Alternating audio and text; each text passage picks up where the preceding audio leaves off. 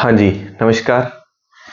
आज अपने grade third भर्ती परीक्षा का अपनी जो ऑफलाइन ऑनलाइन टेस्ट सीरीज है उसका टेस्ट संख्या 6 कर रहे हैं। थोड़ा सा आज फास्ट करवाऊंगा ताकि वीडियो बड़ी ना हो। हालांकि इसके लिए मैंने एक प्रयोग किया, आज मेरा समय भी काफी खराब हुआ और उसमें क्या है, मैं असफल रहा। अगर वो हो जाता तो डेली लाइट का और ये इंतजार नहीं करना पड़ता, वो फोन से वीडियो बनानी थी। एक्सप्लेनेशन उसमें बेटर ही होती। एक तो आपका डेटा कम लगता, दूसरा वो हर उसी दिन आपको एक्सप्लेनेशन मिल जाती। लेकिन एक्सप्लेनेशन उत्तर कुंजी तो आपको मिल जाती है। जिन बच्चों को उत्तर कुंजी उसी दिन नहीं मिलती वो जरूर बताएं दूसरी जगह जो ऑफलाइन टेस्ट दे रहे हैं, सूरतगढ़ या हनुमानगढ़। क्योंकि ऑनलाइन में जो बच्चे टेस्ट ऐप पे दे रहे हैं वहां तो आई जाती है, ऑफलाइन भी हम तो सारी जगह भेज ही रहे हैं। फिर भी अगर कोई दिक्कत आती है तो आप कमेंट करके बताएं। मैं आपके लिए कुछ बेटर करने जा रहा हूं, इसलिए ये व्याख्या वाला मुझे अब थोड़ा सा काम ये है कि हालांकि व्याख्या करवाऊंगा, ऐसा नहीं है कोई मैं वो ऐसे अपनी सफाई नहीं दे रहा हूं, व्याख्या दे दी जाएगी। पर मैं ये सोच रहा हूं कि बै पार्ट जो है 50 नंबर वाला, उसके लिए बेस्ट 2-4 गाइड से उसके ऑब्जेक्टिव जितने बनते हैं सारे बना के फिर वो एक श्रृंखला जब आप पढ़ लें पूरा, फिर अपने वो ऑब्जेक्टिव श्रृंखला करें बड़ी क्लास के रूप में। चलिए, पहला प्रश्न आपके सामने आपकी स्क्रीन पर कुंभलगढ़ किले के संदर्भ में असत्य कथन पूछा गया था। और मैं इसको जो है जिन्होंने टेस्ट दिया उनको सारी बात समझ है, तो नए बच्चों का तो क्या ही है ना, जिन्होंने नहीं दिया तो फिर हालांकि उनको भी समझ आ जाएगी। तो कुंभलगढ़ किले के बारे में 10th वाली बुक्स के तथ्य हैं सारे। महाराणा प्रताप की जन्मस्थली है, बिल्कुल। उदय सिंह का बाल्यकाल यहां बीता है, बिल्कुल सही बात है। अब ये अपने आप में 2 तथ्य हो गए। महाराणा राज सिंह द्वारा इस किले का नवीकरण किया गया, ये बात असत्य है क्योंकि राज सिंह ने नहीं, 19वीं सदी में किसने की थी? 19वीं सदी में फतेह सिंह ने इसका नवीकरण किया था। फतेह सिंह ने इसका नवीकरण किया था। बाकी सारी बातें सत्य है। 15वीं सदी में बनाया और 36 किलोमीटर क्षेत्र में फैली इसकी दीवार इतनी चौड़ी है कि 8 घुड़सवार एक साथ चल सकते हैं। पटाखों की आवाज आपको सुन रही होगी। गुरु नानक देव जी गुरुपुरब जयंती दी थोनू लाख लाख बधाइयां होण। गुरु नानक देव जी का प्रकाश पुरब है, कार्तिक की पूर्णिमा, और उस उपलक्ष्य में पटाखे आपको सुनाई दे रहे हैं। जेम्स टॉड ने किसके बारे में कहा था कि यदि उन्हें राजस्थान में एक जागीर पेश की जाए तो वह उसे चुनेंगे? ये किसकी बात थी? तो आप ये याद रखेंगे कि टॉड ने ये कहा था कि मुझे एक भैंस दे दो, उसके बदले में राजस्थान में मुझे और कोई जागीर नहीं चाहिए। स्वर्ग भेदी मीनार कहां है? स्वर्ग भेदी मीनार कहां है? वहां आपको पता ही है, 2 भाई थे, ईश्वरी सिंह और उसके साथ कौन सा था? ईश्वरी सिंह वर्सेज माधो सिंह। इनके मध्य में 1747 मार्च 1747 में राजमहल टोंक का एक राजमहल का युद्ध हुआ था। राजमहल का युद्ध, इस युद्ध में विजय इनकी हुई, ये हार जाते हैं। ये जीतकर आपको पता है कि इन्होंने बनाई थी सरगासूली, जिसको हम ईसर लाट भी कहते हैं। ईसर लाट भी कहते हैं। इसमें कुल कितनी 7 मंजिल है, इसमें 7 मंजिल है इसमें। और ये जो ईसर लाट सरगासूली है, 10वीं की बुक में इसका एक और नाम दिया गया है, वो नाम है स्वर्ग भेदी मीनार। ये जयपुर में स्थित है। किस स्थान को सिटी ऑफ बेल्स कहा जाता है? घंटियों का शहर हम किसको कहते हैं? झालरापाटन को कहते हैं। 13वीं सदी में कीर्ति स्तंभ का निर्माण चित्तौड़ में किसने करवाया? 13वीं सदी में एक जीजा प्लस इनके साथ थे इनके पुण्य सिंह। एक जोड़ी ये है कुंभा, एक जोड़ी आप तब तक उत्तर लगा सकते हैं। कुंभा के साथ जैता, नापा, पोमा, पुंजा, और एक जोड़ी है अत्रि और महेश। अत्रि और महेश की ये 3 जोड़ियां। इसमें से जो जैता, नापा, पोमा, पुंजा की हम बात करते हैं, इन्होंने क्या बनाया था? इन्होंने विजय स्तंभ, क्या बनाया? विजय स्तंभ बनाया, जिसको हम कीर्ति स्तंभ भी कहते हैं। लेकिन ये किस सदी का है? ये 15वीं सदी का है। 15वीं सदी का है, यानी कि 1440 में कुंभा ने मालवा के महमूद खिलजी मांडू के सुल्तान को हराने के उपलक्ष्य में विजय स्तंभ बनाया था। विजय स्तंभ मूर्तियों का अजायबघर, 9 मंजिल है, कुल 9 मंजिल है पूरी। इस पे लोगों के नाम 4 हैं। ये कौन थे? शिल्पकार। कौन थे? शिल्पकार। 4 नाम है, लेकिन इनके नाम मिलते हैं 5वीं मंजिल पर। 4 लोगों के नाम कहां मिलेंगे? 5वीं मंजिल। एक तो ये विशेष, इसको हम याद रखेंगे। दूसरा इसमें विशेष क्या है, अगर यहां लिखूं मैं, इसकी जो 7वीं मंजिल है, 7वीं मंजिल पर हमें स्वास्तिक का चिन्ह मिलता है, स्वास्तिक। 8वीं मंजिल की विशेषता क्या है, 8वीं मंजिल पर कोई भी मूर्ति नहीं है, मूर्ति विहीन है। 9वीं मंजिल की विशेषता क्या है, यह बिजली गिरने से क्या है, टूट गई थी और बाद में इसका पुनर्निर्माण किसने करवाया, स्वरूप सिंह ने करवाया। पुनर्निर्माण किसने करवाया, स्वरूप सिंह ने करवाया। अच्छा, ये विजय स्तंभ जो है, कुंभा वाला विजय स्तंभ, ये कितनी कुल 122 है क्या, 122 फीट है क्या, ये आप मुझे बताएंगे 122 फीट है क्या। अब इस प्रश्न का उत्तर जो है 13वीं सदी वाले का जीजा और उसके पुत्र पुण्य सिंह ने करवाया था।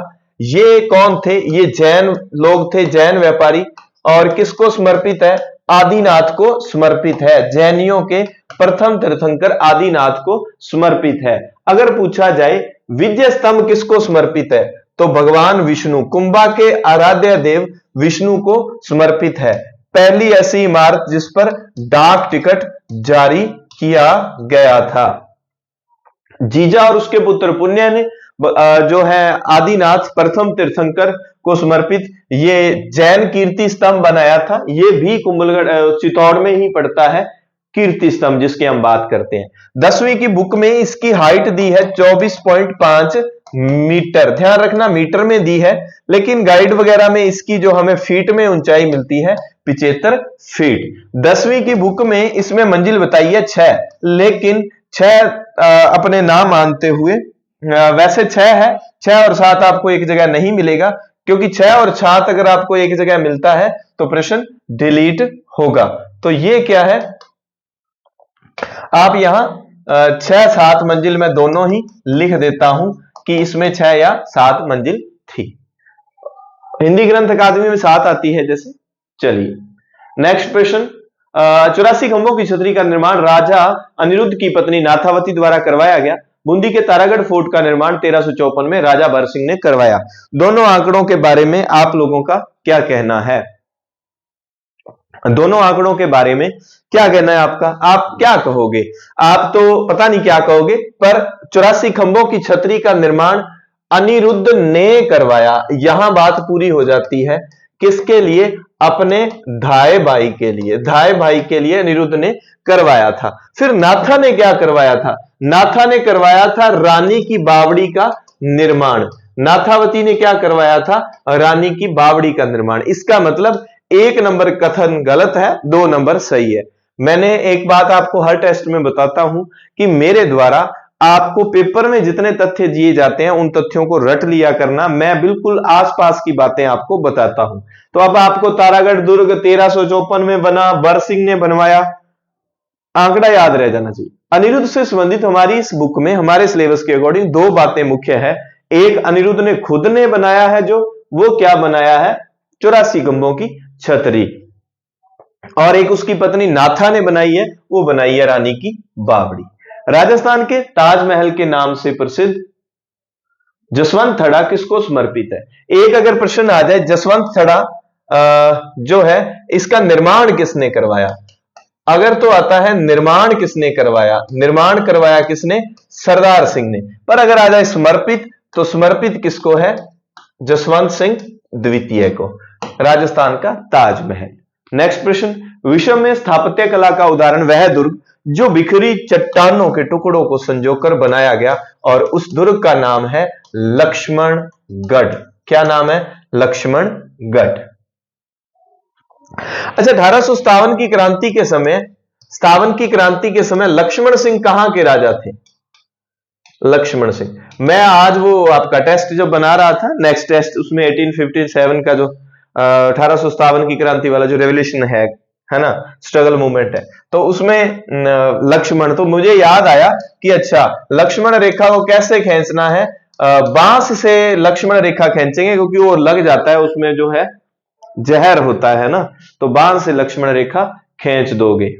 चलो नेक्स्ट प्रश्न, लक्ष्मणगढ़ किला है उसका, तो राजस्थान में कुल साक्षरता के दर के घटते हुए क्रम के आधार पर जिलों का सही क्रम। अब भाई ये पेचीदा चीजें हैं, इसमें अगर मैं भी उत्तर भूल जाऊं तो भी कोई बात नहीं है, आप भी भूल जाओ तो भी कोई बात नहीं, आपका तो टेस्ट हो गया। तो साक्षरता दर के घटते क्रम के अनुसार राजस्थान की साक्षरता आपको पता है, वो आंकड़े सारे 66.11%, पुरुष कितनी है, पुरुष जो है 79.20% है। तो सबसे ज्यादा साक्षरता कोटा में, फिर जयपुर में, फिर झुंझुनू में, फिर सीकर में, फिर अलवर में है। तो इसका 1 नंबर ही सही हो जाता है। और अगर पुरुषों की बात आ जाए तो पुरुषों में देखो सबसे पहले किसका नंबर आ जाएगा, पुरुष साक्षरता में झुंझुनू का नंबर आ जाएगा। नेक्स्ट प्रश्न, 2011 की जनगणना के अनुसार राजस्थान के निम्न में से किस जिले का ग्रामीण लिंगानुपात न्यूनतम था। पहले में अब ये पूछा गया है ग्रामीण लिंगानुपात न्यूनतम था। अब अगर आ जाए ग्रामीण लिंगानुपात अधिकतम, देखो मैं जो है ऑप्शन जो सेट करता हूं वो इसी तरह से सेट करता हूं कि आप, जब मैं टेस्ट की व्याख्या ऑफलाइन तो वहां करवाता हूं ज्यादा बच्चों को ना, ऑनलाइन देर सवेर जैसे हो जाती है, तो आप पेपर में ही ऑप्शन में चीजें लिख लें। और बाद में मैंने आपको कहा था जब रिवीजन टेस्ट हो तो आप दिए गए आंकड़ों का जरूर दोहराव करें। पेपर से पहले आप जितने तथ्य आपको, ये कंफ्यूजन वाली चीजें होती है, क्योंकि जैसे ये टॉक है, टॉक में क्या है, शहरी लिंगानुपात, हाँ शहरी लिंगानुपात सर्वाधिक है, लो शहरी लिंगानुपात सर्वाधिक, ठीक है। फिर ये जैसलमेर, यहां क्या आएगा, शहरी लिंगानुपात न्यूनतम। अब आप ये देखो मेहनत कितनी लगती है इस पेपर को बनाने में। मैंने आपके बहुत सारे बच्चों को ये लगता होगा कि मेरा टारगेट ये रहता है आपके प्रश्न सही नहीं होने चाहिए, लेकिन आप बहुत लेट समझेंगे मेरी भावना को। मेरा मतलब कुछ भी नहीं, मेरा सीधा सा मतलब है पेपर के माध्यम से आप तक मुख्य मुख्य तथ्य पहुंचाना। अगर आप अन्य जैसे भी कोई टेस्ट सीरीज कहीं दे रहे हैं, मैं किसी के लोचना या तुलना आप खुद करके देख लेना। मेरा वो मतलब नहीं है कि आसान चीजें या कुछ भी, या सिर्फ आए हुए प्रश्न डाल दिए। मैं ये कहता हूं कि नए प्रश्न कहां से बन सकते हैं। दूसरी बात कि अब आप ये देखो, जब लिंगानुपात की बात आती है ग्रामीण और शहरी की, वैसे तो हमें लिंगानुपात याद है, सबसे ज्यादा डूंगरपुर राजसमंद, डूंगर के राज में पाप नहीं था, पाली और प्रतापगढ़, ठीक है। लेकिन जब शहरी ग्रामीण की बात आती है तो ये देखो दोनों चीजें, पाली के साथ मैंने कहा था जब ये जब करवाई थी जनगणना, अगर वीडियो नहीं देखी जरूर देख लेना, टिकरी ये ट्रिकली मैंने करवाई थी, टिकरी के, है ना। तो मैंने उस समय बताया था ग्रामीण हमेशा ही, ग्रामीण में लिंगानुपात शहर की बजाय ज्यादा होगा और सामान्य लिंगानुपात से भी ज्यादा होगा, क्योंकि गांव में कन्या भ्रूण हत्या के उदाहरण कम मिले और शहरों में ज्यादा देखने को मिले, क्योंकि जहां जहां पढ़ाई ज्यादा होगी ना, वहां वहां लिंगानुपात आपको कम मिलेगा, ऐसा आप देख लेना। जैसे हम शिशु लिंगानुपात की बात करें, शहरी शिशु लिंगानुपात नागौर में, शहर के शिशु नागा घूमा, ऐसा करके कैसे भी याद कर लेना। लेकिन जब शहरी साक्षरता की बात आएगी तो नागौर में सबसे कम है, शहरी साक्षरता नागौर में कम है, उदयपुर में ज्यादा है। तो वो वहां हम साक्षरता में पढ़ेंगे आगे। एक बार यहां आप रहेंगे कि जब ग्रामीण लिंगानुपात अधिकतम की बात आए, ग्रामीणों को अगर कोई कह देना कन्या भ्रूण हत्या करनी है लिंगानुपात वाली, है ना, तो कन्या भ्रूण हत्या के नाम पे गांव वालों का पारा हाई हो जाता है। पाली राजसमंद, पाली ना दे तो राजसमंद दे दे ना, दूसरे नंबर का, दोनों हमें यहां याद रखने हैं।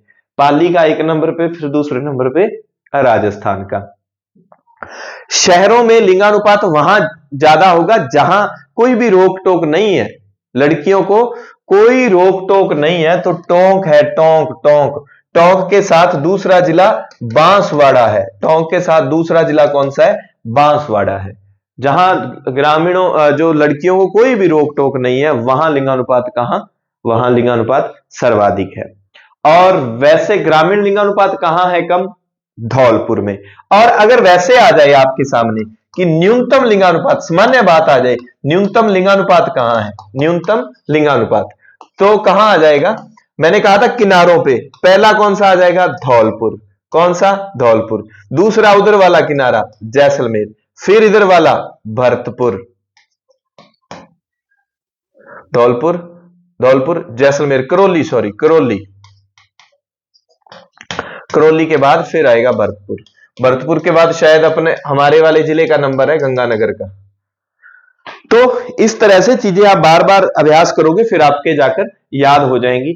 यहां पर आपको मुख्य मुख्य चारों चीजें ना ज्यादा सही, ग्रेड थर्ड के लिए पढ़ रहे हैं तो ऐसा अगर अंदर जाके डेटा पढ़ना है तो एक एक जिला तो याद होना चाहिए। और अगर किसी के भ्रम है कि भाई थर्ड ग्रेड में ऐसे प्रश्न थोड़ी आएंगे, ना तो ग्रेड सेकंड को पता था ना फर्स्ट को कि ऐसे प्रश्न आएंगे कि नहीं, पहली बार सामना हुआ और चारों खाने चित्त, एक साल की मेहनत गई। तो जब आप पढ़ ही रहे हो थोड़ा सा ढंग से पढ़ लो ना, सामान्य चीजें तो सबके याद होती है, थोड़ा सा ठीक पढ़ने में जोर क्या आता है। मेरी आलोचना करोगे मुझे पता है, लेकिन कोई दिक्कत नहीं। जरा सा भी प्रश्न देखो, एक तो टफ होता है कि चीजें सुनी नहीं, एक होता है एग्जामिनर ने थोड़ा सा बदल के दे दिया पैटर्न ही, तो आप बिल्कुल खत्म कहानी। तो जाता क्या है, जब चारों चीजें एक जगह मिल रही है याद कर लेना। जब ग्रामीण लिंगानुपात की बात आए तो धौलपुर में जो है न्यूनतम है। सर्वाधिक ग्रामीण लिंगानुपात कहां पर है? सर्वाधिक ग्रामीण लिंगानुपात कहां पर है? पाली और राजसमंद में। ठीक है, अब ऐसे मत ट्रिक बना लेना कि ग्रामीण लिंगानुपात में पा दो, है ना, पाली और धौलपुर, कैसे भी बना लो, आपका मन है भाई। ठीक है, और मनुआ बड़ा चंचल होता है। निम्न में से राजस्थान की शहरी साक्षरता कितनी है? शहरी साक्षरता, यह साक्षरता किसका आंकड़ा है? पुरुष साक्षरता। कौन सी है? पुरुष साक्षरता। ठीक है जी, और यह है आपकी शहरी साक्षरता। यह किसकी है? उदयपुर की। उदयपुर की शहरी साक्षरता सर्वाधिक है, कितनी है? 87.5। ठीक है, पुरुष साक्षरता सबसे ज्यादा कहां की है? कहां की है? झुंझुनू की है। और झुंझुनू की है कितनी? झुंझुनू की है भाई 79 पॉइंट, सॉरी, ये पुरुष साक्षरता है। वैसे जैसे महिला साक्षरता 52 पॉइंट समथिंग है ना, वैसे पुरुष साक्षरता है। और पुरुषों में साक्षरता सबसे ज्यादा कहां की है? झुंझुनू की है। ठीक है, निम्न में से असंगत युग्म आपको छांटना है। असंगत युग्म लीजिए, चलिए जल्दी जल्दी छांटिए आप असंगत युग्म। और मैं आपको बता देता हूं कि सर्वाधिक शहरी साक्षरता उदयपुर की है, याद रख लेना। सर्वाधिक ग्रामीण साक्षरता झुंझुनू की है। सर्वाधिक पुरुष साक्षरता भी झुंझुनू की है, याद रख लेना। न्यूनतम ग्रामीण साक्षरता कहां की है? सिरोही की है। देखो सारे आंकड़े आपको एक जगह दे दिए गए हैं ताकि आपके याद रह जाए। यहां बांसवाड़ा में नहीं है। न्यूनतम शहरी साक्षरता आपको कहां मिलती है? नागौर में मिलती है भाई। कहां पर मिलती है? नागौर में मिलती है। जो साउथ वाला राजस्थान का दक्षिण वाला पार्ट है ना, वहां पर आपको ग्रामीण जो है लोग ज्यादा मिलेंगे, ग्रामीण जनसंख्या वाले सारे उधर वाला ही है। फिर ठीक है, उनके लिंगानुपात आपको ज्यादा मिलता है। साक्षरता आपको थोड़ी सी वहां कम मिल सकती है, इतनी भी कम नहीं। तो आप ये एक जरूर याद रखना कि न्यूनतम शहरी साक्षरता कहां की है? नागौर की है, बांसवाड़ा की नहीं। और नागौर में शहरी लिंगानुपात, शिशु लिंगानुपात जो है ना, शिशु लिंगानुपात शहर का, वो सर्वाधिक है नागौर में। अब आप इसको मिलाओ कि यहां लोग शहर में कम पढ़े लिखे हैं, इसीलिए शिशु लिंगानुपात वहां नागौर में सर्वाधिक है। चीजें लॉजिक से याद करोगे तो याद हो जाएंगी। तो इसका ये और गायब कर लिया, चलो यहां से ले लेते हैं। सी नंबर है इसका उत्तर, वो पता नहीं कैसे गायब हो गया अभी मेरे से। राज्य में 2011 की जनगणना के अनुसार शिशु लिंगानुपात, शिशु शहरी लिंगानुपात, शिशु शहरी लिंगानुपात कितना है? तो शिशु शहरी सर्वाधिक नागौर का मैंने आपको कहा था। और यह है आपका शिशु लिंगानुपात कितना, कितना है? 888। और मैंने इसमें आपको याद करने का तरीका बताया था। जब हम शहरी निकालेंगे, शहरी निकालेंगे तो -14 करेंगे, और जब हम ग्रामीण निकालेंगे, ग्रामीण निकालेंगे तो +4 करेंगे। 88 + 4 क्या हो जाएगा? 892। और 88 - 14 क्या हो जाएगा? 874। तो शहरी लिंगानुपात 874 है, ग्रामीण लिंगानुपात इसमें 4 माइनस करोगे। और जब सामान्य लिंगानुपात, यही सामान्य लिंगानुपात हो तो सामान्य लिंगानुपात यहां कितना है? सामान्य लिंगानुपात 928। इसमें 14 माइनस करेंगे तो कितना आ गया? 914। शहरी लिंगानुपात सामान्यतः कितना है हमारे? 914। और इसमें यहां पर +5 करेंगे, 928 और 933। ये ग्रामीण लिंगानुपात। देखो ये चीज अगर मेरी वो वीडियो देखी है तो आपको समझ आ जाएगी, वहां मैंने अच्छे से ट्रिकली करवा रखा है। कोई भी नया बच्चा आए तो वो इतना कर सकता है कि चैनल को ठीक लगे तो सब्सक्राइब कर सकता है। भाई जादू मंत्र हो गया मेरे साथ, वो वीडियो चला गया वो सिंबल। राज्य में सर्वाधिक अनुसूचित जाति वाले जिलों का सही क्रम है अनुसूचित जाति वाले। असल में ना अनुसूचित जाति प्रतिशत लिखना था, प्रतिशत। अनुसूचित जाति प्रतिशत सबसे ज्यादा कहां है, फिर आपका ये हो जाता है गंगानगर, हनुमानगढ़, बीकानेर, नागौर, चूरू। ठीक है, फिर ये आपका हो जाता।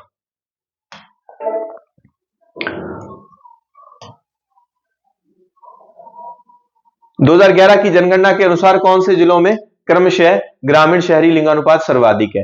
अब ग्रामीण शहरी लिंगानुपात पूछा है, आपको कुछ ना पता हो, लेकिन आपको अगर यह पता है कि यहां पर शिशु लिंगानुपात सर्वाधिक है। शिशु कौन सा, शहरी, शह वाला, ठीक है, शहरी शिशु नागा घूम है भैया, शहरी शिशु, तो ये बांसवाड़ा में ग्रामीण लिंगानुपात सर्वाधिक है। अब आप ध्यान देंगे, एक है पाली और एक है बांसवाड़ा, दोनों में क्या है, लिंगानुपात सर्वाधिक है। क्या है, लिंगानुपात, ग्रामीण लिंगानुपात, ग्रामीण लिंगानुपात क्या है, सर्वाधिक है। बस फर्क क्या है, इसमें तो सामान्य पुरुषों का हम बात करते हैं, सामान्य पुरुष महिला वाला, और यहां पर शिशु का। अगर शिशु लिंगानुपात ग्रामीण पूछा जाए तो बांसवाड़ा है, शिशु ग्रामीण पूछा जाए तो बांसवाड़ा, और सामान्य ग्रामीण लिंगानुपात पूछा जाए तो पाली है।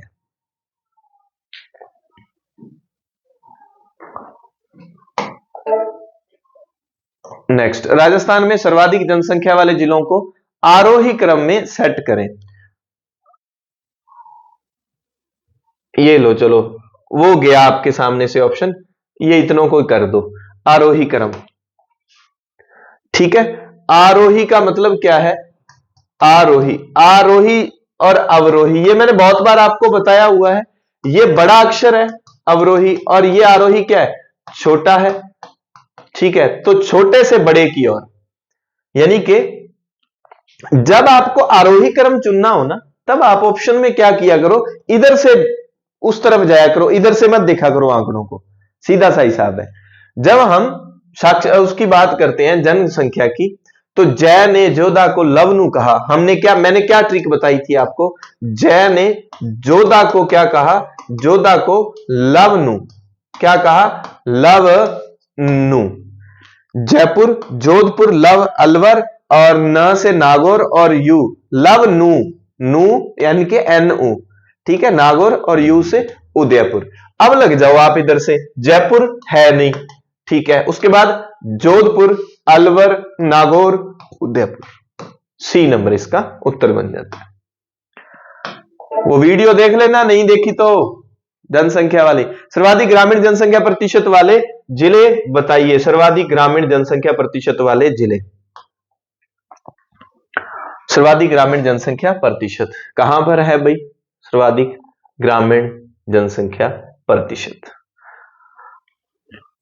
डूंगरपुर, बाड़मेर, बांसवाड़ा। अब आप एक बात ध्यान रखना, यहां पर क्या है, सर्वाधिक ग्रामीण जनसंख्या प्रतिशत है, परसेंटेज है। और मैंने आपको कहा था कि राजस्थान के दक्षिण वाले एरिया में याद रखना, एक तो लिंगानुपात आपको सर्वाधिक वहां मिलेगा, ठीक है, और एक क्या है, वहां पर ग्रामीण जनसंख्या का परसेंटेज आपको ज्यादा मिलता है शहर की बजाय। अब यहां पर इसके ऑपोजिट कर लो, इसमें ग्रामीण जनसंख्या प्रतिशत सर्वाधिक है ना, तो शहरी क्या आएगा, शहरी प्रतिशत क्या आ जाएगा, यहां शहरी प्रतिशत आ जाएगा न्यूनतम। लॉजिक से चीजें वैसे याद करो आप ना, बिना लोड लिए। अब देखो, ये जो है सर्वाधिक ग्रामीण जनसंख्या, ठीक है, ये है न्यूनतम ग्रामीण जनसंख्या।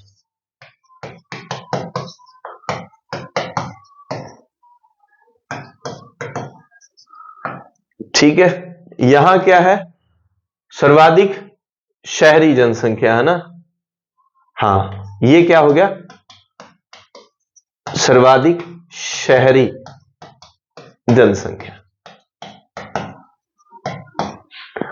अब ये 4 प्रश्नों के उत्तर आपके सामने होंगे। और शहर वाला तो मैंने आपको सीधा सा ही फंडा बताया था शहर का, कि जय ने जोधा को लवनू कह दिया था, ठीक है, और जेपी सर बुरा मान गए थे। तो फिर जय क्या करेगा, जय जोधा को बड़े शहर से बीए करवाता है। मैंने वहां ट्रिक बताई थी, जय क्या करेगा, फिर जोधा को क्या करेगा, बड़े शहर से क्या करेगा, बड़े शहर से क्या करवाएगा, जय जोधा को बड़े शहर से क्या करवाएगा, बीए करवाएगा। जयपुर, जोधपुर, कोटा, कोटा, और उसके बाद आपका ये आ गया बीकानेर, और ये आ गया अजमेर।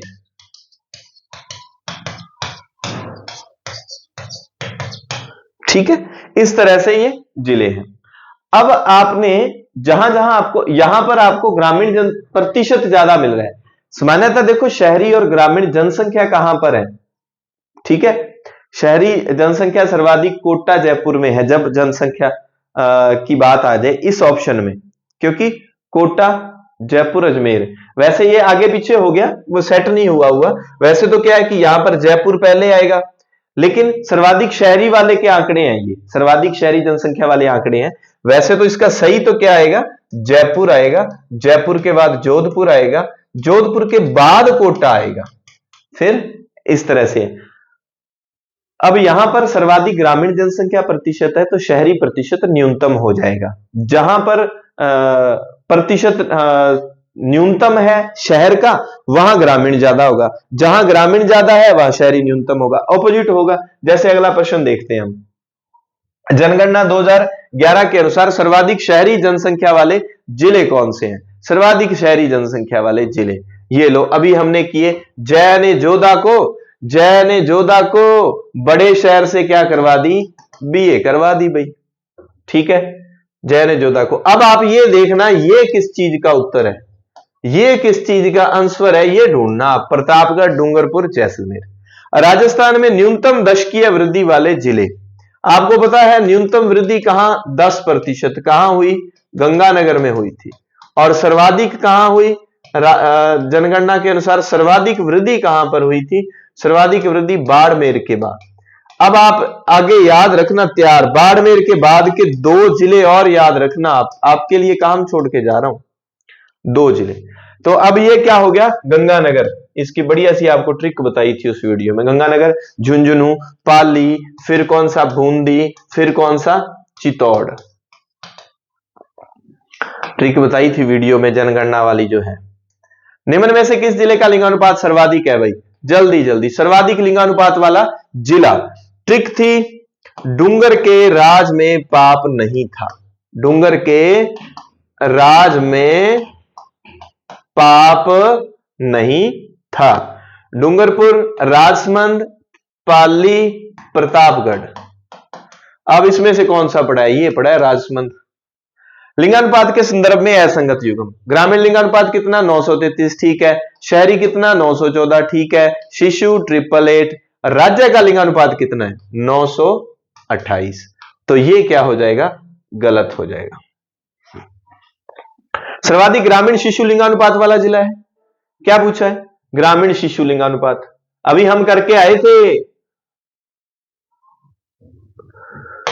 पाली और धौलपुर, सर्वाधिक पाली में, न्यूनतम धौलपुर में, ये लो। जनगणना 2011 के अनुसार, और शिशु पूछा है भैया उसने, सर्वाधिक, अगर ये शब्द ना होता सीधा ही लिंगानुपात तो पाली आता, और सर्वाधिक ग्रामीण शिशु पूछा है तो कौन सा आ जाएगा, बांसवाड़ा। शहरी शिशु पूछता तो कौन सा आता, शहरी शिशु कौन सा आता, नागौर। और वैसे शहरी लिंगानुपात पूछता तो कौन सा आता, टोंक आता, ठीक है, और सामान्य लिंगानुपात पूछता गांव का तो पाली आता। जनगणना 2011 के अनुसार सर्वाधिक जनघनत्व वाले जिलों का समूह है।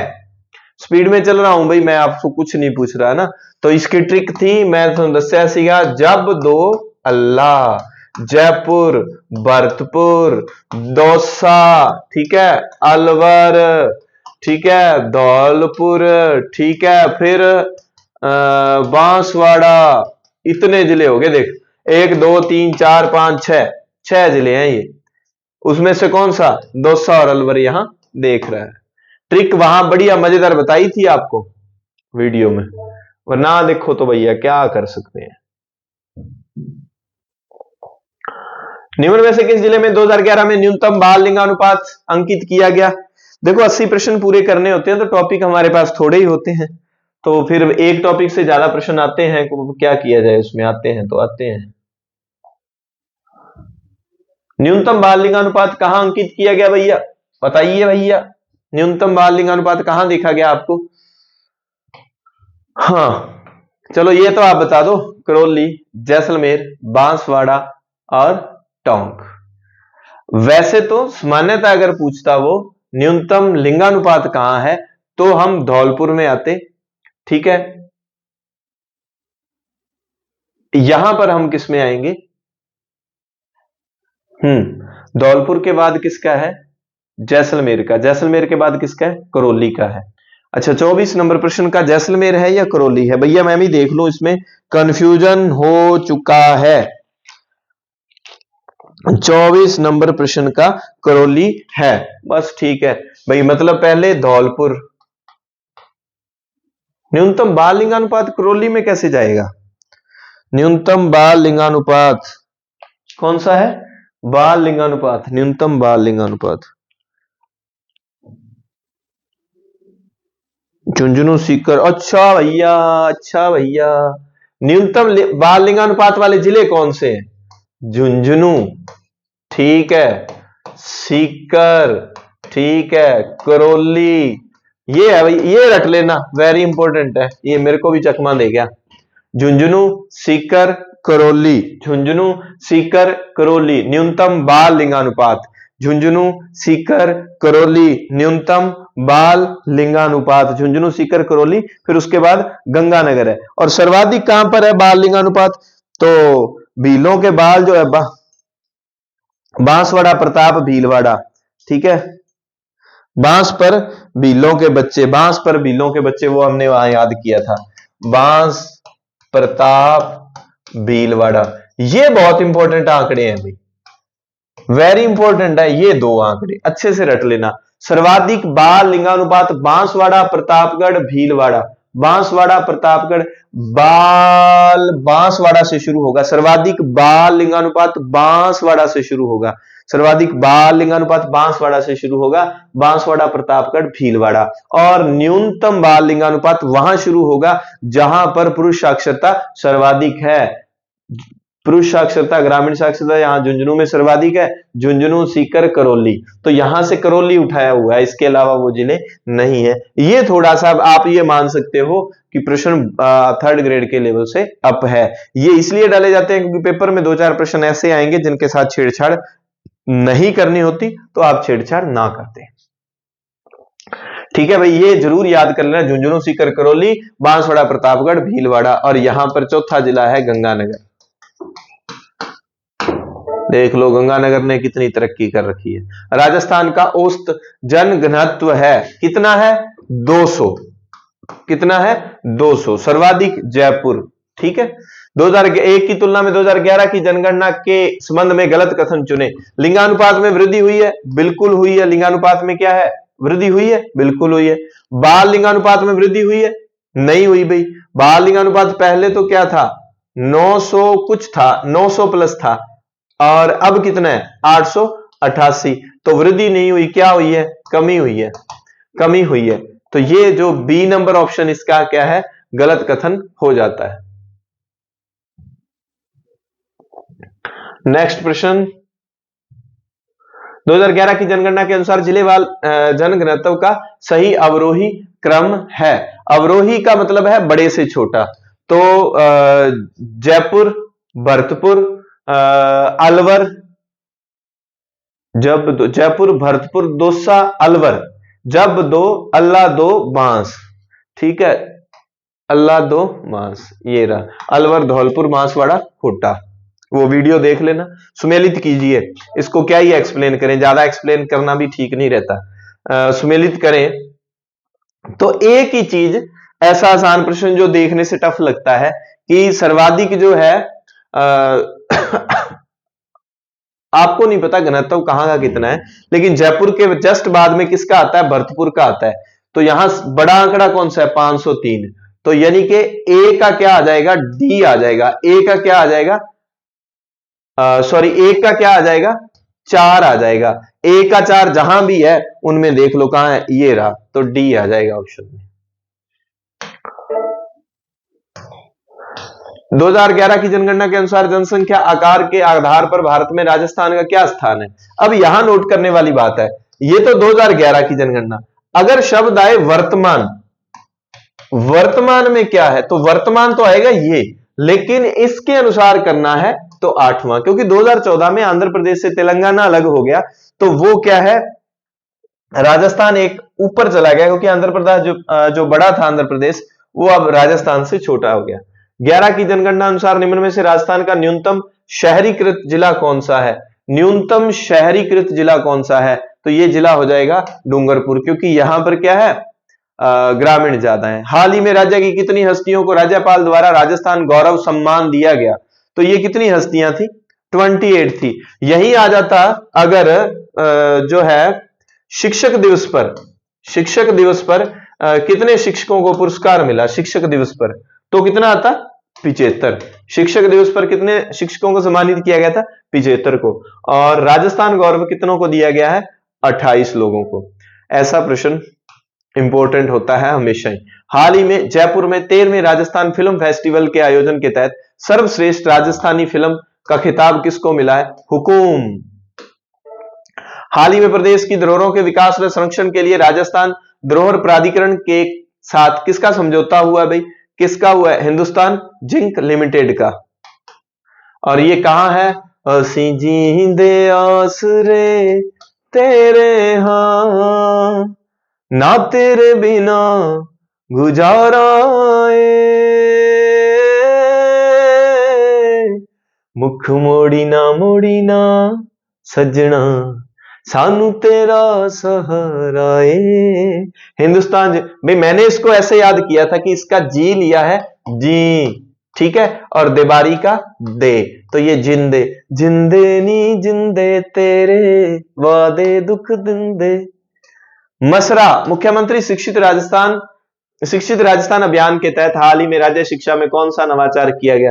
अरे भाई, कई बार बच्चे क्या होते हैं, घर वालों के सामने वीडियो देख रहे होते हैं, ऐसा भी मसला कई बार हो जाता है ना, फिर वो आपके घर वाले, कई बच्चे हैं और क्या है कि वीडियो ओपनली चला ली घर पे बैठे हैं, हालांकि मैं कोई ऐसा अपशब्द नहीं बोलता, पर कई बार अभिभावकों को लगता है भी ये कैसे गुरुजी है, गाने सुना रहे हैं आपको। तो ये तरीका है ताकि बच्चों के याद हो जाए। जिनके भी अभिभावक माता पिता देख रहे हैं तो उनको मैं ये कहना चाहूंगा कि माते पिते जो भी भाई भाभी जो भी साथ में देख रहे हो, तो उनसे ये गुजारिश है कि आपके बच्चों को आसानी से याद हो जाए, इसके लिए भाई मैं प्रयास कर रहा हूं। आरसीए द्वारा आयोजित अंडर 19 क्रिकेट प्रतियोगिता का फाइनल खिताब 5वीं बार किसने जीता। क्योंकि इस तरह से याद करवाऊंगा बच्चों के इजीली याद रह जाएगा, इजीली याद रह जाएगा, बच्चे नौकरी लग जाएंगे, नौकरी लग जाएंगे तो अगर बच्ची नौकरी लगे तो 7 पीढ़ियां सुधर जाती है, तो काया पलट जाएगी। ठीक है, चलो जी, अंडर 19 क्रिकेट प्रतियोगिता का फाइनल खिताब 5वीं बार जोधपुर ने जीता है और उपविजेता कौन था, बीकानेर को हराया था। राजस्थान भू राजस्व विधेयक 2025 के संबंध में ऐसे प्रश्न पेपर में अगर दिखते हैं, ये करंट अफेयर्स के हैं भैया, ऐसे प्रश्न अगर पेपर में दिखते हैं तो वो वैसे छोड़ने वाले ही होते हैं। यह विधेयक उन भूखंडों पर भी लागू होगा जिनका पट्टा 18 सितंबर 1979 या उससे पहले के औद्योगिक उद्देश्यों के लिए पारित हुआ था। तो यहां बस इतना ही है, उन पर लागू नहीं होगा। तो ये पहला ही गलत था कथन, बाकी सारी बातें सही है। भू राजस्व विधेयक अभी जो पारित हुआ था उसके संदर्भ में। गंगा भैरव घाटी अजमेर में लेपर्ड सफारी सबसे नवीन, सबसे नई, आप इसमें हिंदी में तेंदुआ भी लिखा आ सकता है, तेंदुआ सफारी सबसे नई नवीन सफारी है। ये सितंबर 2025 में इसकी घोषणा हुई है, सितंबर 2025 में। काजीपुरा गांव में क्या है, हमारे जो है विधानसभा अध्यक्ष कौन है रे, विधानसभा अध्यक्ष कमेंट करके लिखो। उन्होंने क्या है इसका क्या किया था, उद्घाटन किया था। कौन, वासुदेव देवनानी जी है, बताओ कौन है। हाल ही में, आज मैं इधर देख ही नहीं रहा ना बच्चों की तरफ, हाल ही में मुख्यमंत्री द्वारा प्रदेश की पहली पीडियाट्रिक कार्डियोथोरेसिक एवं वैस्कुलर सर्जरी इकाई का लोकार्पण किस अस्पताल में किया गया। बाग के बच्चे सवाई मानसिंह की तरफ गए थे, ये जेके लोन अस्पताल है, और जेके लोन अस्पताल है, हाँ। सवाई मानसिंह एसएमएस वाले को सर्वश्रेष्ठ हॉस्पिटल वाला अभी खिताब मिला है। जो एक्सीडेंटल केस आते हैं ना, एक्सीडेंटल केस, और उसके संदर्भ में सवाई मानसिंह को ऐसा करके कुछ ना कुछ खिताब तो मिला है। सितंबर 2025 को नेशनल ट्राइबल फूड फेस्टिवल का आयोजन कहां किया गया। ट्राइबल वाला कहां एरिया है, ये जनजातीय उदयपुर में। माही बांसवाड़ा राजस्थान परमाणु ऊर्जा परियोजना के संदर्भ में इस पेपर में भी प्रिंटिंग, इस प्रश्न में प्रिंटिंग मिस्टेक आ गई थी, और फिर ये ऑफलाइन में नीतू ने सही करवाया था कि ये देखो 3 का 2 बन गया था, असल में क्या था ये, लो भाई 2032 था असल में ये, ठीक है। तो फिर उसके बाद ये सारी बातें सही हो जाती है कि उसकी कुल क्षमता कितनी है, 2800 मेगावाट है, 4 इकाइयां 700 मेगावाट की। अनुमानित जो व्यय है कुल 42,000 करोड़ है, और नापला गांव में पीएम द्वारा इसकी आधारशिला, जो प्रधानमंत्री जी आए थे हमारे, आधारशिला रखी गई थी। सभी कथन सत्य है। ग्रीष्मेल युद्ध कब लड़ा गया, ग्रीष्मेल युद्ध, इसको तारीख सहित याद रखना है आपको, इसमें ज्यादा एक्सप्लेन नहीं करूंगा। बी नंबर, जनवरी 1544, वही युद्ध जिसमें कहा था कि मैं मुट्ठी भर बाजरे के लिए हिंदुस्तान की बादशाहत खो बैठता। मालदेव के कौन से 2 सैनिक जो है इसमें शहीद हुए थे। चलिए, कौन से 2 राजपूत राजा मालदेव के विरुद्ध शेरशाह से गठजोड़ में शामिल हुए। और ये प्रश्न भी मुझे बच्चों ने सिखाया, मुझे ये बताने में कोई हर्ज नहीं है। ऑफलाइन की 2 बच्चियां, उन्होंने, हाँ, रमन और राजलक्ष्मी, मुझे नाम भी याद, उन्होंने बताया था मुझे, ठीक है। मैंने इसका उत्तर क्या है भाई, अगर बात आती है कि गुट में शामिल हुए, मैंने इसका उत्तर क्या माना था, मैंने इसका उत्तर माना था ये वाला, वीरम देव और राजैसी। फिर बच्चों ने कहा कि सर बिठोड़ा, देखो एक ऑफलाइन का ये फायदा होता है बच्चों को थोड़ा एक्स्ट्रा, ये कि बिठोड़ा का युद्ध सर कब, बिठोड़ा क्या, उसका नाम क्या है रे, युद्ध का नाम भूल गया मैं, कौन सा युद्ध, वो आगे आ जाएगा युद्ध, चलो मैं सन बताता हूं, ठीक है, मैंने नहीं लिखा, ये लो बिठोड़ा, वो 8 सितंबर वाला याद आ गया। 1541 में एक युद्ध हुआ था, पै से वो शुरू होता है, सै से भी शुरू हो जाता है, ठीक है, और उसमें ये मारा गया था, उसमें ये मारा गया था। तो फिर बच्चों का कहना था ये तो पहले ही मारा गया था, फिर ये मालदेव के विरुद्ध गुट कहां से बनाएगा।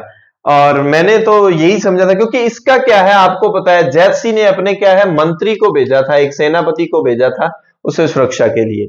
फिर ज्यादा पॉजिटिव उत्तर एक बार फिर हमने ये मान लिया कि दोनों अगर गुट में शामिल, अगर किसने सहायता के लिए अपना मंत्री या सैनिक को भेजा तो जैतसी है, लेकिन दोनों ने गुट बना के ये शेरशाह की तरफ से लड़े थे, कल्याणमल और ग्रीष्मेल के युद्ध में ये शेरशाह की तरफ से लड़े थे।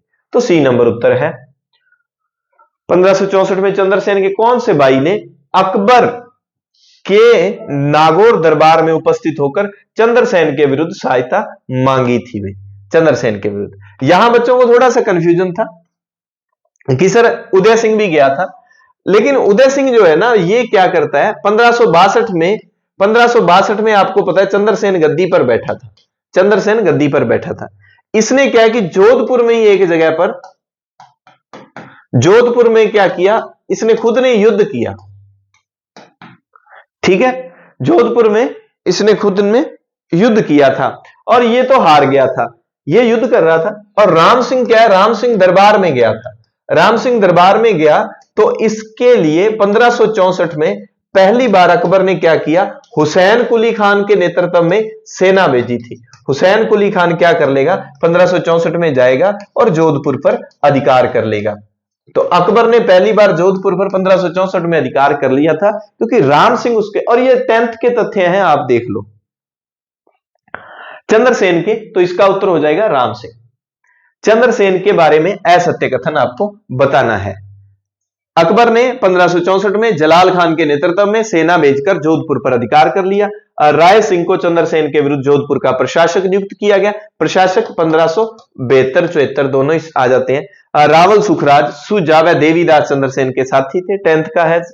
और ये क्रम जरूर आप याद रखना कि चंद्रसेन पहले भादरा-जून, फिर सिवान आ जाएगा, फिर रामपुर आ जाएगा, फिर पिपलोद जाएगा, फिर कानूज आ जाएगा, फिर डूंगरपुर, लास्ट में बांसवाड़ा में क्रमशः वो क्या है, शरण लेता है। तो ये वाला असत्य हो जाएगा क्योंकि जलाल खान को नहीं, जलाल खान बाद में आएगा। यहां पर हुसैन को भेजा, हुसैन खान को भेजा था, जलाल खान बाद में आएगा और जलाल खान को ये देवीदास बाद में मारेगा। जलाल खान गाएगा, फिर एक और बीच में खान आएगा, एक ये आएगा जलाल खान। तो जलाल खान को तो ये देवीदास जो है मार देगा। तो 1564 वाला इसलिए याद रखना है क्योंकि इस समय जोधपुर पर पहली बार अधिकार किया था अकबर ने।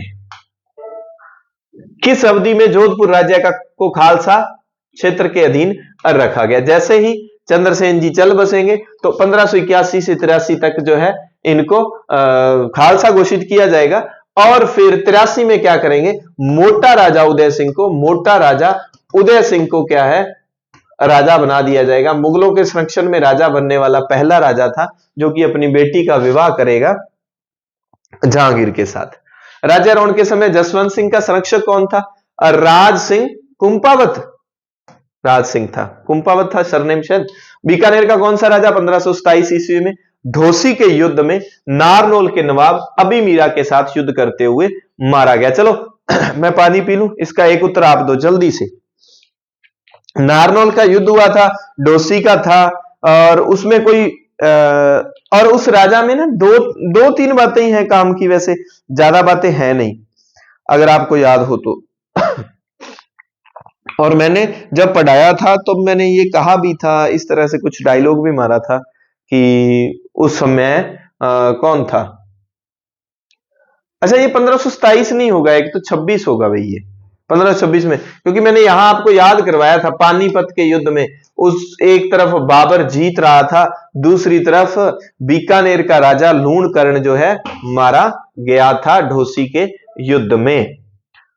लूणकर्ण वही राजा है जिनकी उपाधि थी कलयुग का कर्ण, कलयुग का कर्ण। ये पढ़ाया हुआ है मैंने आपको अच्छे से भैया क्लास में। पाइबा साहिबा का युद्ध एक ही क्लास में जो है राठौड़ जो मारवाड़ वाले और बीकानेर वाले दोनों करवाए हैं आपको। पाइबा साहिबा का युद्ध कब हुआ, किसके मध्य हुआ? पाइबा और साहिबा का बेटा आ गया, ये तो जैतसी और मालदेव के मध्य, यही है वो 1500 मैंने कहा था पै और सै का 1541। मुंशी देवी प्रसाद द्वारा राजपुताने का करण किसको कहा गया?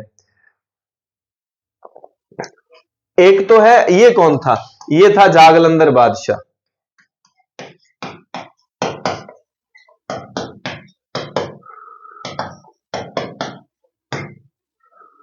ठीक है, तो राजपुताने का करण किसको कहा गया? राय सिंह को कहा गया। और फिर अब कौन सा बचा? कलयुग का करण, कलयुग का करण। तो कलयुग का करण कौन था भैया, ये आपको बताना है, वैसे मैंने बता ही दिया था अभी। निम्न में से असंगत युगम, चलिए असंगत युगम बताना है, बिल्कुल आसान सी बात है। साहित्य कल्पद्रुम करण सिंह की है। करण सिंह के दो दरबारी कवि थे, उस करण सिंह के समय दो लोगों का नाम आता है, गंगानंद मैथिली का और एक का और नाम आता है। इसने करण भूषण लिखी और एक और किताब थी इसकी, वो बताओ कमेंट करके। बेली कृष्ण रुक्मणी किसकी है? पृथ्वीराज की है। राव जैतसिरो छंद किसका है? ये बिट्ठू सूजा का है, बिट्ठू सूजा का है। और इस किताब में कोई उपाधि का जिक्र आता है भैया, क्या आता है? किसी उपाधि का जिक्र आता है राव जैतसिरो छंद में।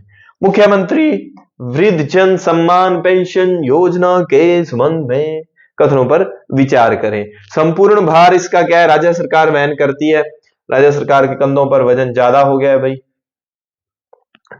और 65 वर्ष या उससे अधिक उम्र के व्यक्ति के लिए पेंशन की दर 750 रुपए। अब ये एक तो दर बढ़ा दी है भाई, कितनी है? 1250 है। एक ये क्या है? 55 और 58 वर्ष। पुरुषों के लिए कितना? 58, महिला के लिए कितना? 55 वर्ष है, 65 वर्ष नहीं। तो क्या हो जाएगा? कथन 2 गलत है और 1 सही है। नमो ड्रोन दीदी योजना के तहत दीदी तेरा देवर दीवाना, हाय राम चिड़ियों को डाले दाना। अच्छी बात है, दाना डाल रहा है तो उसमें ना बुरी बात थोड़ी है। योजना का उद्देश्य महिला स्वयं सहायता समूह को ड्रोन तकनीक से सशक्त बनाना, बिल्कुल सही बात है। इसके तहत 2024-25 से 25-26 तक 10,000 दीदियों को लाभ प्रदान करना है। 10,000 नहीं है, ये हमारी दीदियां कितनी हैं? ये हमारी दीदियां हैं 15,000। योजना की शुरुआत 1 मार्च 2024 से गडेपान कोटा से हुई। बस बी नंबर बात 10,000 नहीं है, 15,000 है, ये गलत होगी। ठीक है, और ड्रोन की कीमत पर 80% सब्सिडी, यानी कि 8 लाख तक सब्सिडी मिल जाएगी। मुख्यमंत्री स्वनिधि योजना के बारे में, हालांकि जो मैंने वो गाइडलाइन पढ़ाई थी वहां 15 दिसंबर था, लेकिन ये पेपर में आया हुआ तथ्य है। तो स्वनिधि योजना की शुरुआत 16 दिसंबर 2024 को हुई। ठीक है, योजना के तहत शहरी क्षेत्रों में असंगठित श्रमिकों, हस्तशिल्प श्रमिकों, ट्रांसपोर्ट वर्कर्स को 80,000 रुपए, तो आपको वो बताए हुए थे ना 30 और 20 और 20 ऐसे कर कुल 3 मैंने बताए थे, टोटल 80,000 रुपए मिलते हैं। योजना के अंतर्गत बैंक द्वारा ऋण उपलब्ध करवाने के लिए कोई भी गारंटी नहीं, कोई गारंटी नहीं, बिना गारंटी के जो है मिलता है। यह योजना केवल शहरी क्षेत्रों के, इंपॉर्टेंट है, वेरी वेरी इंपॉर्टेंट है, शहरी क्षेत्रों के लिए है। तो इसमें सही क्या हो जाएंगे? इसमें 1 2 4 जो है वो सही हो जाएंगे, 1 2 4। योजनाएं भाई आपको जो फ्लैगशिप योजना अच्छे से करवा दी है, आप वीडियो को जरूर देख लें, उसमें आपको काफी चीजें जो बढ़िया तरीके से क्लियर हो जाएगी। तो एनएफएस से जो राष्ट्रीय खाद्य वाला 2023 में अपने बना है, वैसे तो क्या जुलाई 2013 से ही चला आ रहा है एक्ट, उसमें नए लोगों को जोड़ने के लिए और जो अयोग्य लोग हैं उनको बाहर निकालने के लिए एक अभियान भी चला था, मैंने वीडियो में बताया था, आप बताएंगे कौन सा था? गिव अप अभियान था क्या? तो ये घोषणा नए लोगों को जोड़ने की घोषणा किसमें की गई है? बजट 2025-26 में। कर्म भूमि से मातृभूमि अभियान, वर्षा जल के संचय से, ये सारे आपको उसमें करवा दिए गए हैं अच्छे से। आप एक बार वीडियो नहीं देखी तो जरूर देख लेना। नए बच्चों को मैं कहना चाहूंगा, ये पुराने वाले लाइक लुइक नहीं करते, कमेंट भी नहीं करते। नया आ जाए कोई दया कर ले ना, मेरे को देख लो दया आ रही है तो भाई कर दो फिर, है ना? वो ऐसे लाइव वाले नहीं, उधर जाके कमेंट करना। लाडो प्रोत्साहन योजना का शुभारंभ प्रदेश में हमारी लाडो है 1 सितंबर 2024। अच्छे से बढ़ाई हुई है, 7 किस्तों को बढ़िया तरीके से, शानदार। लास्ट वाली 7वीं 1 लाख वाली किस्त तक। प्रधानमंत्री कुसुम योजना के कंपोनेंट ए के तहत कितने मेगावाट तक के सोलर प्लांट? 2 मेगावाट। तीनों कंपोनेंट ए बी सी को अच्छे से बढ़ाया हुआ है। बी को उद्यानिकी विभाग चला रहा है, इसको भी 2 चरण में, पहले चरण को ऊर्जा वाला, दूसरे चरण को कौन चला रहा है, ये सारी चीजें आपको एक्सप्लेन की हुई है। 57 के बाद ये रहा 58। प्रधानमंत्री कृषि सिंचाई योजना के तहत भूमिहीन कृषि श्रमिकों को कृषि यंत्र हेतु कितनी राशि उपलब्ध करवाई जाती है? बच्चे कह रहे थे सर 5,000 का क्या यंत्र आएगा भाई? तो फिर वो सीधा सा हिसाब है कि जिसके पास भूमि नहीं है बेचारे को, पहली बात तो 5,000, वैसे तो गवर्नमेंट ये गलती कर रही है, 5,000 में सही है। अब क्या ले लेगा वो, उसका मन हो भी मेरे को तो मिनी कंबाइन लेनी है, 5,000 में क्या आएगा? 5,000 में तो वो क्या है, कोई कटाई जब शुरू होती है कोई दाती ले लूगा बेचारा, है ना, कोई होर की ले लूगा, कसिया कुसिया ले लूगा, नरमा पट्टन होर की, है ना, एवें दा कुछ ही ले सकता। होर तो बेचारा कई ले लूगा, पानी लाउन नरेगा ते जान कई ले लेंगे, 5,000 ना तो होर की होगा। मुख्यमंत्री आयुष्मान आरोग्य योजना के संबंध में ऐसे कथन, ये प्योरली जन कल्याणकारी, नो फ्लैगशिप में इसका जिक्र नहीं है, वो दूसरी है। तो इसके संबंध में आपको बताना है, इसका नाम वर्तमान में 1 जुलाई 2024 में चेंज किया गया। चिरंजीवी योजना थी पूर्व में। निःशुल्क बीमा सूची में शामिल परिवारों के अलावा शेष आबादी हेतु क्या है? 1,000 रुपए नहीं, 850 रुपए की राशि का भुगतान। 850 रुपए में बीमा होता है, निःशुल्क के अलावा जितने लोग हैं उस क्राइटेरिया से जो बाहर है। इसमें बीमा मोड में 5 लाख रुपए व ट्रस्ट मोड में कितने? 20 लाख रुपए। टोटली कितने मिलते हैं? 25 लाख कवरेज प्रदान किया जाता है। सभी कथन क्या है? सत्य है। पालनहार योजना के बारे में आया है। कुछ शर्तों के अधीन पुनर्विवाहित विधवा के पात्रों को बच्चे भी पात्र हैं, ठीक है। पात्र बच्चे की अधिकतम आयु क्या है? 18 वर्ष है। पालनहार व बच्चे आवेदन की तिथि से कम 2 वर्ष की अवधि में राजस्थान, ऐसा कोई सीन नहीं है। पालनहार परिवार की वार्षिक आय क्या है? 1.20 है।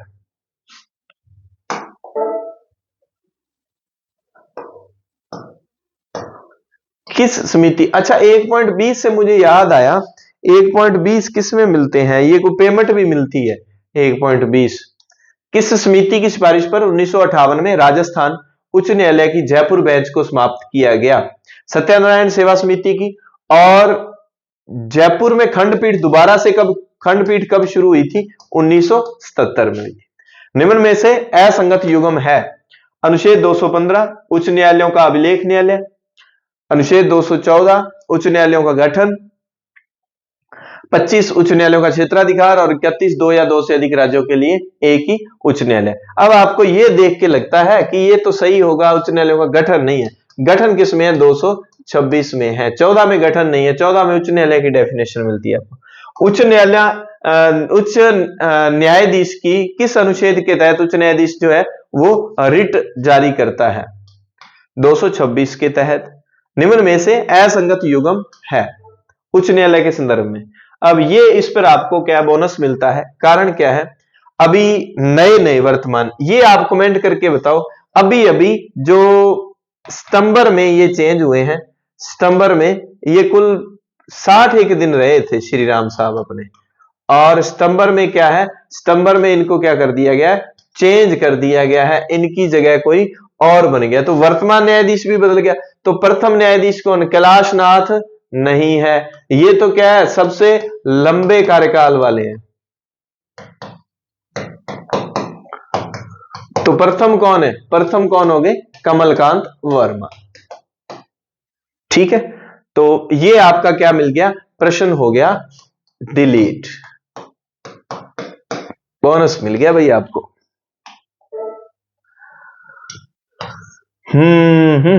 राजस्थान उच्च न्यायालय की खंडपीठ की स्थापना कब की गई? अरे कई बच्चे जो दूर दराज के हैं ना, जिनको ये है कि सर हमें तो पीडीएफ पे टेस्ट देना, आपका ऐप पे होता है, तो आप मुझसे संपर्क कर सकते हैं। जरूर बताएं, अपने पीडीएफ बच्चों को भेज देते हैं, वो प्रिंट निकलवा के तो उस हिसाब से अपने टेस्ट दे देते हैं। अपने तो सीधा सा है, आपकी हेल्प करनी है। खंडपीठ जयपुर वाली कब बनी थी? जनवरी 1977 में। निम्न में से कौन सी याचिका व्यक्तिगत स्वतंत्रता से संबंधित बंदी प्रत्यक्षीकरण? ये कंप्यूटर का आ गया। संकेत शब्द, ये भाई 9वीं 10वीं की बुक से उठाया हुआ डेटा है, और ये जब मैंने पेपर में दिया है, जो लेटेस्ट अब चल रही है, आपको पता हो तो पहली से लेकर 10वीं तक नई किताबें लगी हैं कंप्यूटर की, उनका डेटा आपको मैनेज करके दिया जा रहा है टेस्ट के माध्यम से। संकेत शब्द, वाक्यांश, स्लोगन, चिन्ह आदि किसके अंतर्गत आते हैं? ये तो पिछली बार भी आया था। ट्रेडमार्क के अंतर्गत आते हैं क्या? भारत में कॉपीराइट अधिनियम ट्रेडमार्क की है शायद, मैं देख लूं इसको। ट्रेडमार्क की है। 67 नंबर प्रश्न। ट्रेडमार्क की है भाई, ठीक है। ये रहा, हाँ, ट्रेडमार्क से संबंधित था। ये कॉपीराइट वाला अधिनियम था, कॉपीराइट जितने क्लेम लगते हैं। और ये कॉपीराइट अधिनियम जिसके तहत वर्तमान में कॉपीराइट नियम शासित हो रहे हैं, 1900 कितना है? 1957 वाला है, 1957 वाला चल रहा है। ट्रेडमार्क का 1999 में बना था। पेटेंट का जो है 1970 में बना था। पेटेंट का 1970 में बना था।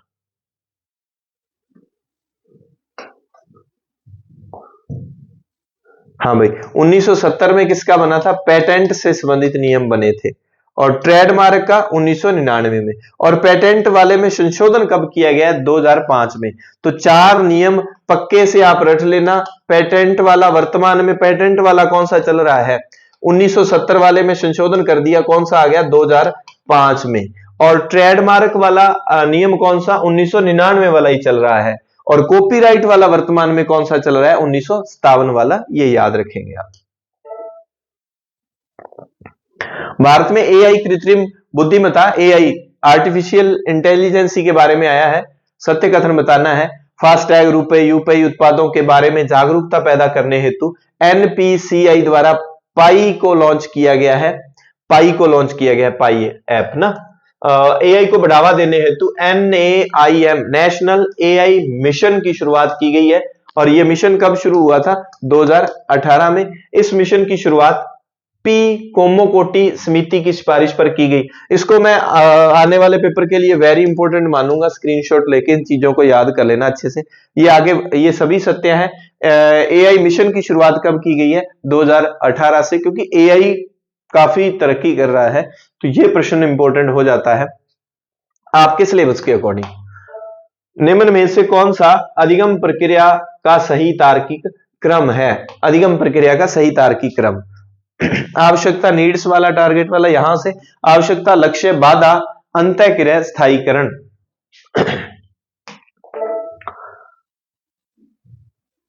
अरे भैया जल्दी जल्दी हो जा रहे खत्म। हाँ, अधिगम है। अधिगम क्या है भैया? अधिगम है सक्रिय, एक्टिव प्रोसेस है, बिल्कुल। क्रिएटिव प्रोसेस है, बिल्कुल। प्रोडक्ट है, बिल्कुल नहीं। क्या है? प्रोसेस है, प्रक्रिया है, प्रक्रिया है, ठीक है। परिणाम नहीं। सामाजिक, सोशल है, बिल्कुल। व्यक्तिगत है, बिल्कुल। इंडिविजुअल, व्यक्तिगत है, बिल्कुल है। सामाजिक है, बिल्कुल है। व्यक्तिगत भी है। तो ये भी है, ये भी है, ये भी है, ये भी है, यानी कि 1 2 4 5। परिणाम नहीं है। बच्चे यहां भाग के गए थे कि सर परिणाम नहीं है, प्रोसेस है। निम्न में से कौन सा थॉर्नडाइक द्वारा प्रदत्त अधिगम का प्राथमिक नियम है? कौन सा है भैया? कौन सा है भैया? ई है भैया, ई है तो हर प्रश्न का उत्तरवा। बी नंबर, तत्परता का नियम वा। किस प्रकार का अनुबंधन अधिगम के लिए सर्वाधिक प्रभावी है? ये आपका है भैया ए नंबर, विलंबित जो है नियम उसने बताए हैं। तो अनानुबंधित, अनुबंधित, शास्त्रीय अधिगम के प्रकारों में बढ़ते हैं, तो उसमें अनुबंधन में विलंबित वाला जो है यह सर्वाधिक प्रभावी माना गया है। हल के प्रणाली व्यवहार का नियम निम्न में से सही सूत्र है। इसका SOR है, आपको पता है। S स्टिमुलस हो गया, R हो गया रिस्पॉन्स। जब शास्त्रीय अनुबंधन, उसी का ये एक टाइप मान सकते हैं आप। एक ये था कि उद्दीपक को देखकर अनुक्रिया करता है कोई भी, चाहे जानवर है चाहे बच्चा है। जैसे घंटी दिखाई गई तो घंटी से पहले भोजन दिखाया गया, लार टपक गई। तो घंटी या भोजन क्या है? भोजन, उसको दीपक दिखाया गया था, वो अनकंडीशनल है, चलो वो अलग बात है, ठीक है। यूसीएस है वो, है ना, अनकंडीशनल है, कंडीशन नहीं बंधी। भोजन दिखाते लार आ गई, है ना। और फिर घंटी के साथ भोजन आ रहा है, फिर घंटी दिखाते, उद्दीपक है दोनों, भोजन भी और घंटी भी। फर्क इतना है, एक यूसीएस है, अनकंडीशनल है, और एक कंडीशनल है, ठीक है। वो जिन बच्चों का ये पढ़ा हुआ, समझ आया हुआ, उनको तो फिर मेरी बात समझ आ जाएगी। इसमें हल ने क्या व्याख्या की? हल का कहना यह था कि इतना ही नहीं है कि स्टिमुलस के प्रति रिस्पॉन्स, वो कहता है कि भूख लगी है तभी लार आएगी, जरूरत है। मतलब स्टिमुलस, उद्दीपक देख के अंदर एक हलचल होती है, एक सिस्टम शुरू होता है अंदर, फिर उसके बाद क्या है? रिस्पॉन्स आता है। तो उसके लिए ओ का इंग्लिश वर्ड मैं भूल गया, जीव, हिंदी में जीव वगैरह और कुछ लिख सकते हैं। तो वो जो अंदर की प्रक्रिया है, जीव के अंदर जो चलती है, ओ है जो, इंग्लिश स्पेलिंग मेरे मिस्टेक हो गई दिमाग से, हालांकि मैं इंग्लिश वाली पहले ही याद रखता हूं। तो स्टिमुलस और रिस्पॉन्स के अंदर ये है कि जो जीव के अंदर जो प्रक्रिया चलती है, मान लो भूख है, वो अंदर का है, अंदर उसकी तत्परता और वो चीज आएगी, फिर बाहर वो जो दिखाएगा वो प्रतिक्रिया, वो रिस्पॉन्स है। तो इसलिए इसने SOR, उसका एक अलग डिजाइन, उसने एक बीच में O को सेट कर दिया। SR बॉन्ड थ्योरी किसकी थी? थॉर्नडाइक वाली को कहते हैं। अधिगम के संबंध में सही नहीं है। चलो जी, अधिगम एक परिवर्तन है, प्रोग्रेसिव चेंज इन बिहेवियर। सार्वभौमिक प्रक्रिया, यूनिवर्सल, बिल्कुल। समायोजन है, स्थानांतरण नहीं, ये गलत बात है। स्थानांतरण भी है, ट्रांसफर होता है। अनुभवों का संगठन है, वेरी इंपॉर्टेंट है, इस पे मैं बात करना था क्लास में भी, ऑफलाइन वाले में। तो अनुभवों का संगठन है, ये गलत बात होगी। 77 अधिगम को प्रभावित करने वाला कौन सा शिक्षक संबंधी कारक नहीं है। तो शिक्षक संबंधी ये नहीं है क्योंकि ये किस संबंधी है, कार्य संबंधी है। मैंने टेलीग्राम में बच्चों को कहा था, जब अपने जो टेस्ट दे रहे हैं उनको पता है कि अधिगम को 2 पार्ट में करवाया। अक्सर बच्चों के क्या है कि सिद्धांत अच्छे से याद हो जाते हैं और अधिगम अपने आप में लेंथी टॉपिक है। मैंने 2 पार्टों में बांट दिया कि अधिगम के अर्थ का, प्रकार का, उसको प्रभावित करने वाले कारकों को एक टेस्ट में रख दिया, अधिगम के सिद्धांत दूसरे टेस्ट में रखे हैं। तो प्रभावित करने वाले कारक बच्चे ना लिमिट में याद कर लेते हैं कि ये चलो ठीक है सामान्य एक साथ। मैं कहता हूं उसको शिक्षक संबंधी कारक, वातावरणीय कारक, बच्चे संबंधी कारक, कार्य संबंधी ना, स्थान कार्य संबंधी कारक, इस तरह से बांट के। अगर ये आपके पास नहीं है तो इसकी लिस्ट मैंने कारकों की उस पर डाल दी है टेलीग्राम में, डिस्क्रिप्शन में आपको लिंक मिल जाएगा संतवीर सर टेलीग्राम का, वहां से आप उसको देख सकते हैं। तो ये कार्य संबंधी है, अधिगम को प्रभावित करने वाला कारक नहीं है। कौन सा नहीं है भाई, नेक्स्ट पेज में है। अहम ग्रस्ता, जीवन उद्देश्य, विन्यास, चिंता, अवधान, सारे ही है, सभी हैं भाई, ये सभी हैं, ठीक है, सभी हैं वो, यानी कि चिंता, विन्यास, ये वहां पर आपको लिस्ट मिल जाएगी टेलीग्राम में, देख लेना संतवीर सर में। स्कूल की संगठनात्मक स्थापना छात्रों के अधिगम को प्रभावित करती है, ये पहलू है। सामाजिक है, बी नंबर वाला सामाजिक है। लोकतांत्रिक संगठन, पुरस्कार, निर्देशन, दंड आदि अधिगम को प्रभावित करने वाला कारक है। कौन सा है ये, संगठन कारक है। अब आप ये देखेंगे अधिगम को प्रभावित करने वाले फिर सामाजिक, संगठनात्मक, मनोवैज्ञानिक, ये कारक भी दिए हुए हैं। ये सारे कारक है शिक्षक संबंधी, वातावरणीय, तो वो अच्छे से रट लेना। इनमें से प्रश्न जब भी आता है बच्चों का गलत होता है, ये आपका माइनस पॉइंट है और मेरा पहला उद्देश्य ये है कि आपके माइनस पॉइंट पर काम करूं। जो आपको ये नीचे एसएसटी के प्रश्न आ गए, ठीक है, तो ये जीके की आपकी आज के पेपर की होगी व्याख्या। और संडे वाले टेस्ट के लिए अच्छे से तैयारी कर लेना और ज्यादा टफ नहीं किया जाएगा, सामान्य पेपर होगा, आप ये उम्मीद करके आ सकते हैं। तैयारी को निरंतर जारी रखें। नोटिफिकेशन कब आएगा, कौन आएगा, कौन नहीं आएगा, कितनी सीटें आएंगी, छोड़ते हुए अपनी तैयारी में लग जाए, क्योंकि हमारे पास कोई भी दूसरा ऑप्शन नहीं है, हमने सिर्फ तैयारी करनी है। ठीक है, मिलते हैं नेक्स्ट क्लास के साथ। धन्यवाद। जय हिंद, जय भारत।